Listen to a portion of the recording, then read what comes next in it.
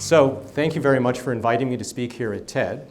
I want to begin by showing you something that happened just yesterday, actually. It's something that personally is very exciting.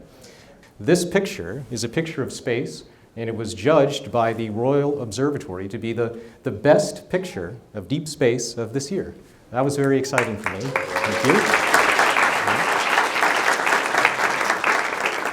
And during this talk, what I'd like to do is tell you a little bit about pictures, especially of space, and what they attempt to communicate.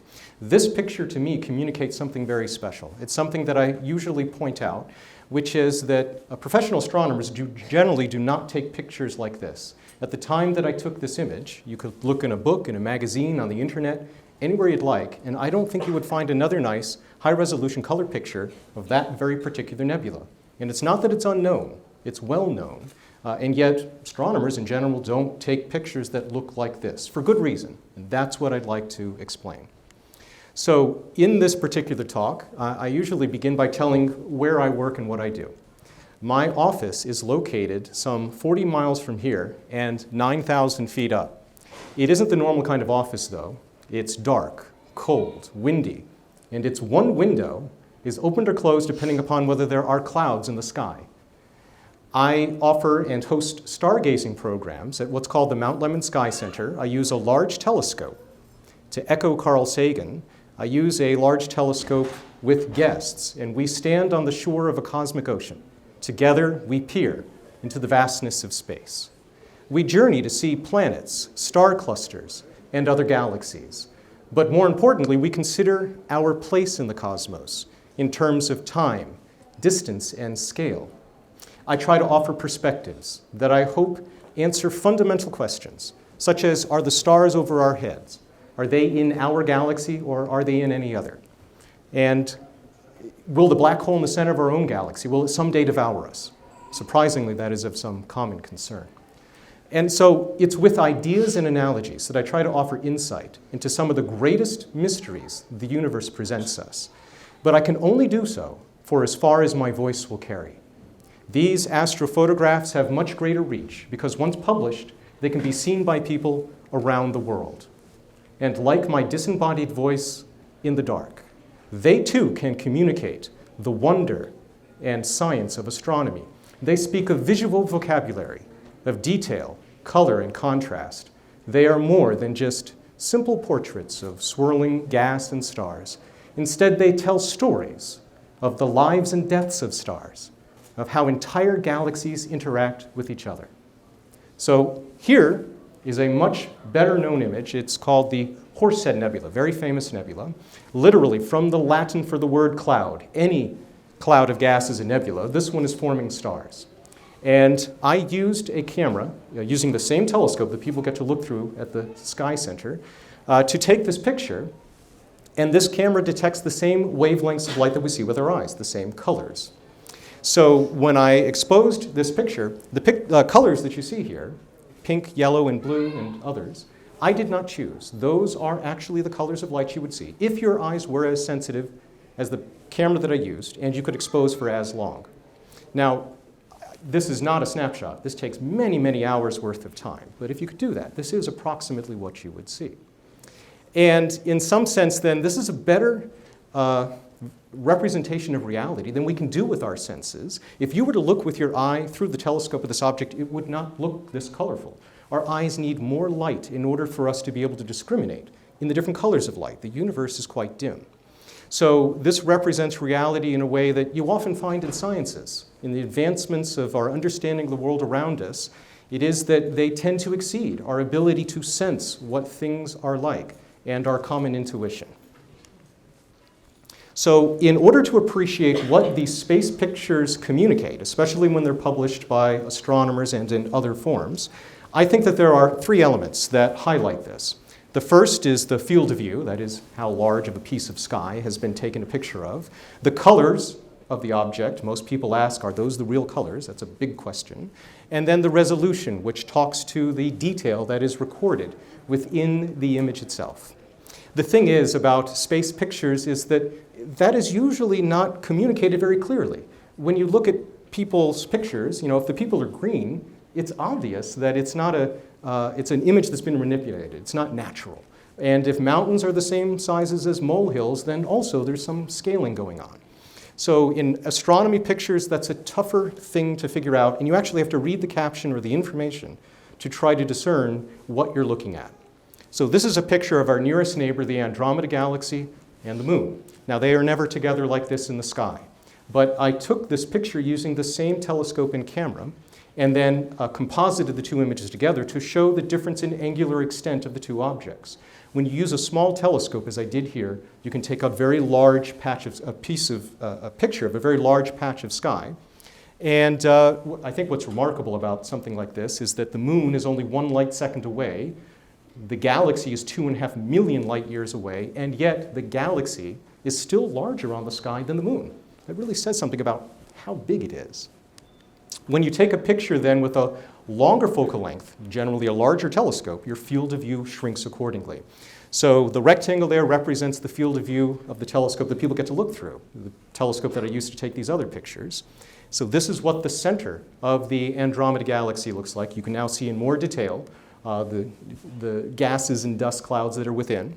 And then finally, to the other extreme, we have the Hubble Space Telescope picture, again, an even bigger telescope, which generally means an even smaller field of view.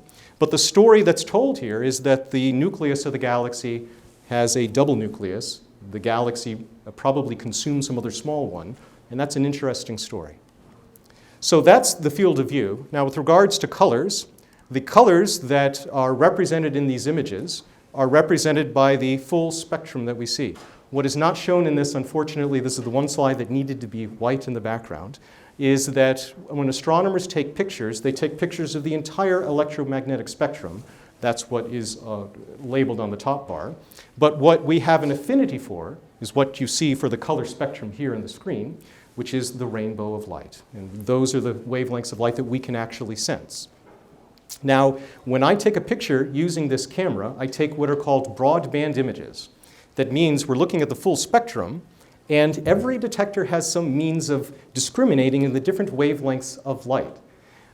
This applies to both our eyes and any other detector. So you use a filter. And the filter that I use, in this case the red filter, doesn't let pass red light. It lets pass reddish light, a full third of the spectrum. Greenish light and bluish light. When I put it all back together, I get a full color image. So I don't choose the colors. If it doesn't have blue in the data, it doesn't show up in the final result. And so you have a picture like this, which shows what a professional astronomer might do. They don't look at all of the different wavelengths of light. Instead, they are going to sample only very particular colors, and that allows them to make a quantifiable measurement, to understand something about the physics of what's happening within these clouds of gas or other stars and galaxies. So they're only going to sample very small bits, and with that data, you can't make a full color image. So this is a full color image of a nebula, a very famous one called the Eagle Nebula. And the story is that stars are being born here. You can even see the clouds of gas and dust all kind of point towards the cluster that's in the top right of the field of view, because once the stars are born, they have winds which blow gas and dust away from them. So you can see that effect here. But when an astronomer takes a picture, like this is a picture with the Hubble Space Telescope, probably the most iconic, famous picture from it. You can see that the field of view is smaller. You were only able to capture in this picture the very central pillars of the nebula. And now you can also apply some of the logic that I've been talking about. The resolution is different. This is a space telescope, and this is not shown to scale. The Hubble Space Telescope image is much finer resolution.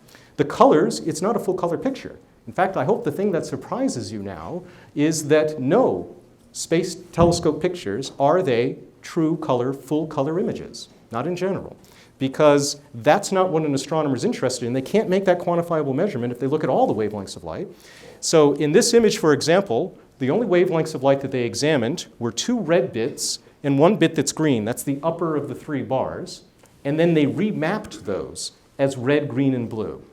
So that's called a mapped image. It has no longer anything associated with the full color, but it does make a high contrast image. And what it communicates, I think, is a very exciting thing, because you can begin to see what elements are emitting what wavelengths of light in this kind of view.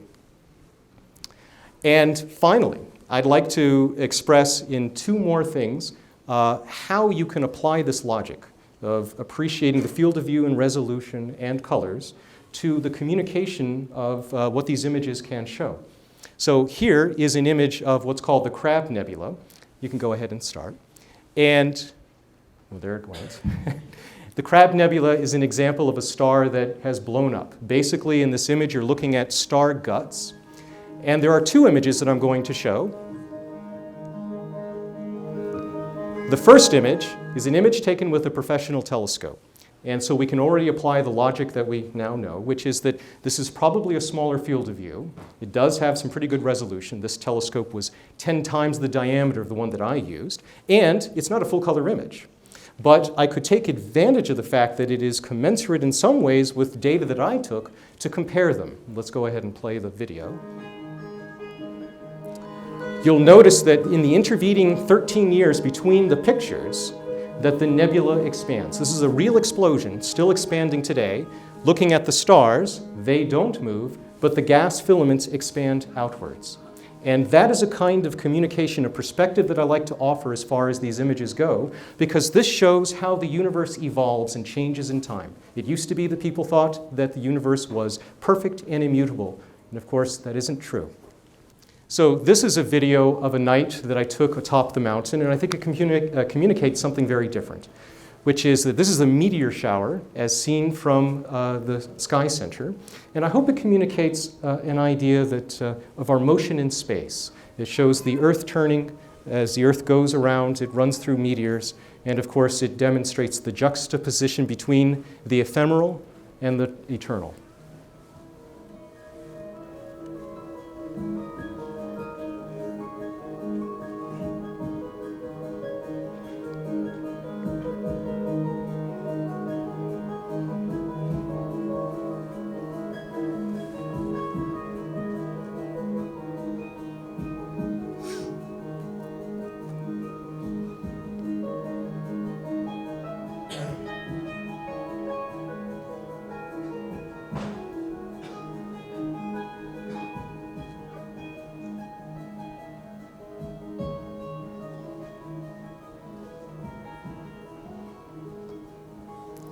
Thank you very much.